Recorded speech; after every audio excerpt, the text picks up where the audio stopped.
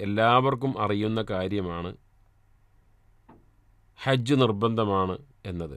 കാരണം അർക്കാനുൽ ഇസ്ലാമിൽ 5-ാമതായി എണ്ണപ്പെടുന്നത് ഹജ്ജ് ചെയ്യുക എന്ന കാര്യമാണ്. ഖുർആനിൽ 1-ലധികം സ്ഥലങ്ങളിൽ ഹജ്ജിൻ്റെ അനിവാര്യതയെക്കുറിച്ച് പറയുന്നുണ്ട്. സൂറത്ത് ആൽ ഇംറാനിലെ 97-ാമത്തെ ആയത്തിൽ വലില്ലാഹി അലന്നാസി ഹിജ്ജുൽ ബൈത്ത് മൻ ഇസ്തത്താഅ ഇലൈഹി സബീല വമൻ കഫറ ഫഇന്നല്ലാഹ ഗനിയ്യുൻ അനിൽ ആലമീൻ എന്ന് പറയുന്നുണ്ട്. അള്ളാഹുവിനോടുള്ള മനുഷ്യരുടെ ബാധ്യതയാണ് ഹിജ്ജുൽ ബൈത്ത്, കഅബാലയം തേടിച്ചെല്ലുക, ഉദ്ദേശിച്ചെല്ലുക, ഹജ്ജ് ചെയ്യുക എന്നത്.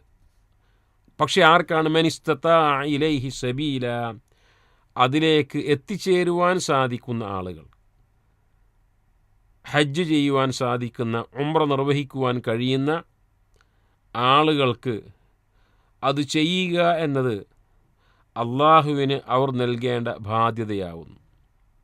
ആ ആയത്ത് അവസാനിപ്പിക്കുന്നത് വമൻ കഫറ, ഇനി ആരെങ്കിലും നിഷേധം കാണിക്കുകയാണ്, നന്ദികേട് കാണിക്കുകയാണ് എങ്കിൽ അള്ളാഹു ലോകരിൽ നിരാശ്രയനാകുന്നു.